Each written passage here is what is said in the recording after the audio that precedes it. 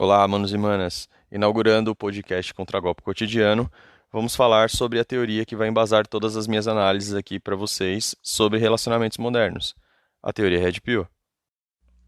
Red Pill, cuja tradução é pílula vermelha, mas também pode ser conhecida como a Red ou a vermelhinha, nasceu de uma analogia com o filme Matrix, foi estrelado pelo ator Keanu Reeves ali por volta dos anos 2000, que interpretava o protagonista, Neil Anderson, que era um desenvolvedor de sistemas cuja realidade não era agradável, ou vamos dizer assim, na verdade ele sentia um incômodo referente ao mundo que ele vivia. Ele não sabia exatamente explicar o porquê, ele não sabia de onde isso vinha, mas ele tinha a sensação nítida que havia algo errado. E essa sensação fez com que ao longo do filme ele encontrasse um outro personagem chamado Morfeu, interpretado pelo ator Lawrence Fishburne, o qual supostamente teria as respostas para essa sensação que o protagonista desenvolveu ao longo dos anos. Nisso, acontecimentos vêm, acontecimentos vão, até que acontece aquela cena icônica do cinema, né, onde o Morfeu e o Neo eles estão em uma sala, sentados de frente um para o outro, e o Morfeu começa a falar sobre o motivo do Neo estar ali, sobre a realidade que o Neo está questionando, o que, que aconteceu, o que, que supostamente ele via, o que supostamente também estaria errado. E ao longo da conversa, chega um determinado trecho que o Morfeu pega duas pílulas, coloca uma em cada mão, cerrando os punhos, e depois ele estende os braços, falando que dali para frente o Neo precisa fazer uma escolha. E essa escolha vai determinar como que ele vai enxergar a realidade daqui para frente. Ao abrir a primeira mão, Morfeu apresenta para o Neo a pílula azul, aquela que simboliza a ilusão, ou seja, Neo permaneceria na realidade que se apresentou para ele desde que nasceu, ou, parafraseando Morfeu, ele continuaria no País das Maravilhas, acreditando no que quisesse e no dia seguinte ia acordar em casa como se nada tivesse acontecido. Logo em seguida, Morfeu abre a segunda mão, apresentando para o Neo a pílula vermelha, aquela que simboliza a realidade, a verdade nua e crua, onde a partir daquele momento o Neo veria as coisas como elas realmente são e não como ele imaginava, e dali para frente toda a percepção de realidade dele ia mudar para sempre. Frente a essas duas escolhas, Neil para, pensa, reflete e acaba optando pela pílula vermelha. Ou seja, ele abre mão da realidade confortável e agradável a qual ele presenciava todos os dias, que supostamente seria a realidade apresentada pela Matrix, ou seja, onde os humanos ainda estariam no topo da cadeia alimentar, onde as pessoas viviam, trabalhavam e comiam como se nada tivesse acontecido. Mas agora ele vê o mundo por trás do mundo, ou seja, ele vê o mundo real. Ele vê o mundo que foi dominado pelas máquinas, um mundo onde não existe mais sol,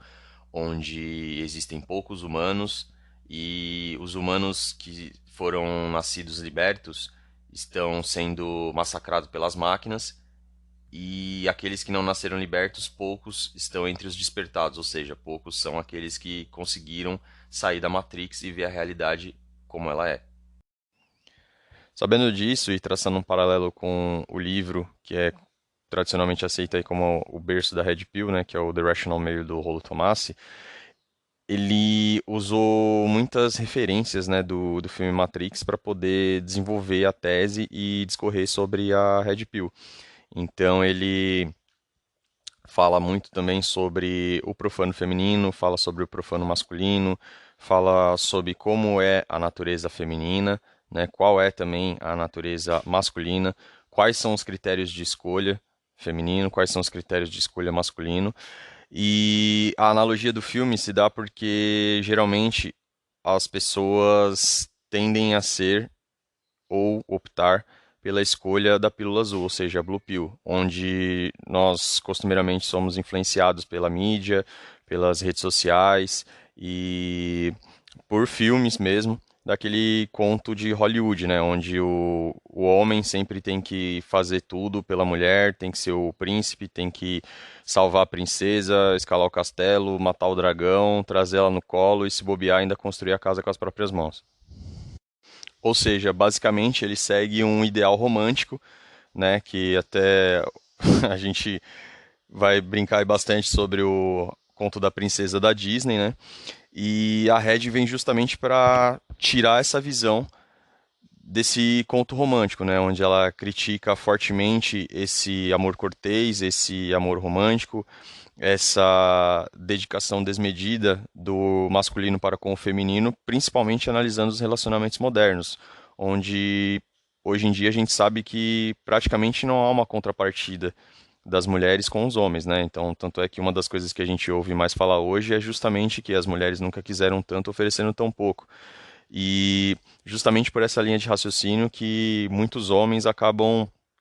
tendo contato com a Red Pill, muito por vezes de terem uma experiência ou de frustração, ou de traição, ou de extrema decepção. E aí, quando acontece esse tipo de coisa, naturalmente as pessoas tendem a querer entender o porquê que aquilo aconteceu e quais as razões. E é aí que a maioria dos homens acaba se deparando com a Red Pill e entendendo o motivo ou as causas ou as raízes do problema que aconteceu no seu relacionamento ou com outra pessoa que ele tenha observado esse tipo de problema. Outro autor de destaque também, que fala bastante sobre a Red Pill, seria o Nessan Alita, né, que ele basicamente aborda as razões e as origens do profano feminino, que resumidamente seria a hipergamia. Bom, o que é hipergamia? Hipergamia seria um instinto feminino de sempre procurar pelo melhor macho provedor. Então, o que seria esse macho provedor? Seria aquele homem que possui algumas características que vão dar a entender que ele consegue transmitir para ela, além de segurança, capacidade de gerar uma boa prole, ou seja, bons filhos através de bons genes e questão de segurança. Então, quais seriam essas características? Bem, basicamente, altura, porte físico, status social e dinheiro. Mas aí vocês também podem se perguntar, ah, Matheus, mas esse é o único critério para as mulheres escolherem um homem? Não, porque estamos falando, e a Red também não tira isso da equação, é o que? Estamos abordando aqui na parte instintiva, ou seja, a questão biológica, que está intrínseca em todos nós. As mulheres têm os instintos e os homens também. Só que, juntamente com uma convenção social, justamente com a construção de valores e princípios de cada um, isso pode se tornar subjetivo. Então, pode ser que há mulheres que não dão tanta importância para a questão de dinheiro, assim como há mulheres que não dão tanta importância para a questão estética e valorizam outros tipos de coisas. Mas a gente sempre vai falar aqui, ou sempre tentar explicar baseado no comportamento da maioria, tá? Então, não são todas as mulheres, por exemplo, que são interesseiras, não são todas as mulheres que são golpistas, não são todas as mulheres que são narcisistas, que têm comportamento ególatra, manipulador, e dissimulativo, mas, infelizmente, pelo que a gente repara hoje em dia, isso está meio que se tornando uma cultura. E aqui nesse podcast, justamente usando a Red, a gente vai tentar usar uma contra-argumentativa, ou seja, ser a contracultura disso que está acontecendo hoje em dia, que é basicamente conhecido como o modernismo, né? Então hoje a gente pode observar que os relacionamentos realmente foram assim bem comprometidos e, na minha opinião, usando tanto a teoria da Red quanto outras coisas de observação, eu classifico que isso aconteceu basicamente por dois motivos. O primeiro, que seria o feminismo, e o segundo, que seria as redes sociais. Eu queria fazer uma ressalva aqui para vocês. Eu ainda não li o The Rational Male do Rolo Tomás e também não li nenhum livro do Nessan Analita.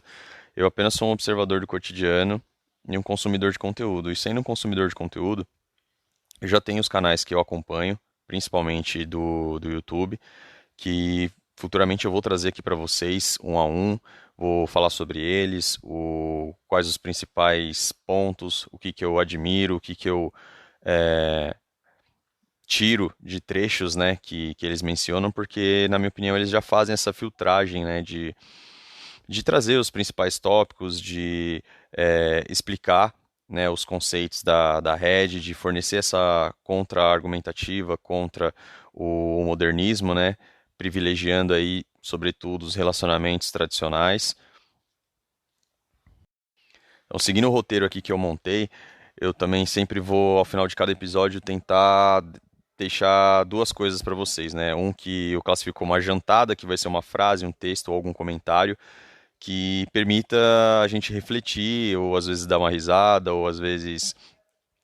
simplesmente ter uma afirmação um pouco mais incisiva para a gente poder eventualmente até discorrer sobre ela ou guardar ela na memória para a gente levar isso ao longo da vida.